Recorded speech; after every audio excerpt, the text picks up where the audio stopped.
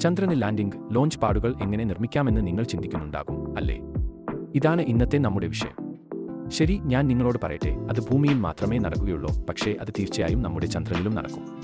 ഒന്നാമതായി നമ്മൾ ചന്ദ്ര ഉപരിതലം പരിഗണിക്കേണ്ടതുണ്ട്. ഇത് ഭൂമിയിൽ നിർമ്മിക്കുന്നത് പോലെയല്ല. ചന്ദ്രൻ ഗുരുത്വാകർഷണം കുറവാണ്, അന്തരീക്ഷമില്ല. അതിനർത്ഥം നമ്മൾ ക്രിയേറ്റീവ് ആയി ചിന്തിക്കണം എന്നാണ്. ചന്ദ്രന്റെ പൊടിപടലമുള്ള മണ്ണായ റെഗോലിത്ത് ഒരു നിർമ്മാണ സാമഗ്രിയായി ഉപയോഗിക്കുക എന്നതാണ് ഒരു ആശയം. റെഗോലിത്തിനെ കോമ്പാക്ട് ചെയ്യുന്നതിലൂടെ ബഹിരാകാശ പേടകം ഇറക്കുന്നതിനും വിക്ഷേപിക്കുന്നതിനും നമുക്ക് ശക്തവും സുസ്ഥിരവുമായ ഫൗണ്ടേഷൻ സൃഷ്ടിക്കാൻ കഴിയും. എന്നാൽ അതുമാത്രമല്ല എല്ലാം. ബഹിരാകാശയാത്രികരുടെയും ബഹിരാകാശ പേടകങ്ങളുടെയും സുരക്ഷ ഉറപ്പാക്കുന്നതിന് ഈ പാടുകളുടെ രൂപകൽപ്പനയെക്കുറിച്ചും നാം ചിന്തിക്കേണ്ടതുണ്ട്. അവ പരന്നതും സ്ഥിരതയുള്ളതും കഠിനമായ ചാന്ദ്ര പരിസ്ഥിതിയെ നേരിടാൻ കഴിവുള്ളതുമായിരിക്കണം. കൂടാതെ ലാൻഡിംഗിലും ടേക്ക് ഓഫിലും അപകടങ്ങൾ ഉണ്ടാകാതിരിക്കാൻ പൊടിപടലങ്ങൾ കുറയ്ക്കൽ, താപനിയന്ത്രണം തുടങ്ങിയ ഘടകങ്ങൾ നാം പരിഗണിക്കേണ്ടതുണ്ട്.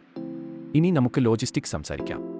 ചന്ദ്രനിൽ നിർമ്മിക്കുന്നത് എളുപ്പമുള്ള കാര്യമല്ല. അതിനാൽ സൈറ്റ് തയ്യാറാക്കുന്നതിനും അടിസ്ഥാന സൗകര്യങ്ങൾ സജ്ജീകരിക്കുന്നതിനും നമ്മൾ ആദ്യം റോബോട്ടിക് ദൗത്യങ്ങൾ അയക്കേണ്ടതുണ്ട്. ഈ റോബോട്ടുകൾക്ക് ലാൻഡിംഗ് ലോഞ്ച് പാഡുകൾ നിർമ്മിക്കാൻ 3D പ്രിന്റിംഗ് സാങ്കേതികവിദ്യ ഉപയോഗിക്കാൻ കഴിയും. ഇത് ഈ പ്രക്രിയയെ കൂടുതൽ കാര്യക്ഷമവും ചെലവ് കുറഞ്ഞതുമാക്കുന്നു. ഒപ്പം സ്ഥിരതയെക്കുറിച്ച് മറക്കരുത്. പാരിസ്ഥിതിക ആഘാതം കുറയ്ക്കുന്നതിനും ഭാവിയിലെ വിപുലീകരണത്തിനും നവീകരണത്തിനും അനുവദിക്കുന്ന രീതിയിലാണ് ഈ പാഡുകൾ നിർമ്മിച്ചിരിക്കുന്നതെന്ന് നാം ഉറപ്പാക്കേണ്ടതുണ്ട്.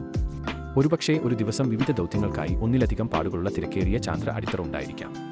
ഉപസംഹാരമായി, ചന്ദ്രനിൽ ലാൻഡിംഗ് ലോഞ്ച് പാഡുകൾ നിർമ്മിക്കുന്നത് സങ്കീർണവും എന്നാൽ നേടിയെടുക്കാവുന്നതുമായ ലക്ഷ്യമാണ്.